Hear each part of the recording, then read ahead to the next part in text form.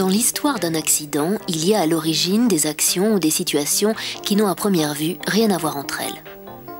Jean-Marie approvisionne les postes en matières premières et évacue les palettes de bois après délignage. Un dispositif de verrouillage supplémentaire par goupille a été ajouté sur les bennes. Ce système a été installé après la survenue d'un incident à l'atelier A4. Marie, opératrice dans l'atelier de délignage où elle procède à l'appareillage des pièces de bois, pousse la benne vide posée sur un transbordeur pour la rapprocher de son poste. Mais il se produit également des faits inhabituels ou des anomalies, autrement dit des variations dans le déroulement du travail. Jean-Marie doit procéder à l'évacuation des bennes de délignure en plus de son travail habituel. La goupille de sécurité demeure hors position pendant le transport de la benne. Le ressort du système de fermeture est détendu. Ces anomalies se conjuguent ou s'enchaînent entre elles ou avec les faits prévus et entraînent de nouvelles anomalies telles le levier du système de fermeture n'est pas verrouillé, provoquant l'instabilité du portique. Les combinaisons d'anomalies avec des faits habituels prévus génèrent une dégradation des situations de travail dont la maîtrise devient de moins en moins évidente.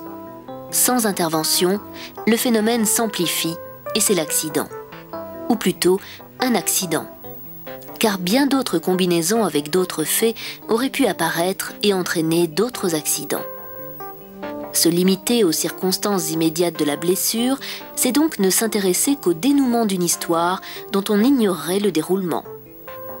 Il ne convient plus alors de parler de la cause de l'accident, mais de l'histoire de l'accident. On peut donc ainsi dépasser ce sentiment d'impuissance que l'on éprouve parfois devant l'accident et agir en recherchant les anomalies génératrices et donc annonciatrices pour prévenir le plus grand nombre d'accidents potentiels. La première étape de l'action préventive consiste donc à reconstituer l'histoire de l'accident en veillant particulièrement à 3 points. Premier point, ne pas porter de jugement. Faute d'inattention, hein. Des fois, les gens c'est vrai, ils ont un peu la tête ailleurs. Il faut faire attention à leur travail, puis voilà, c'est vite arrivé. Deuxième point, ne pas privilégier certains faits.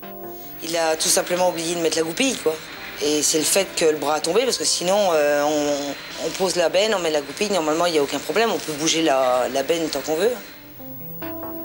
Enfin, remonter le plus en amont possible pour ne pas se limiter aux faits évidents, sous peine de dénaturer la réalité.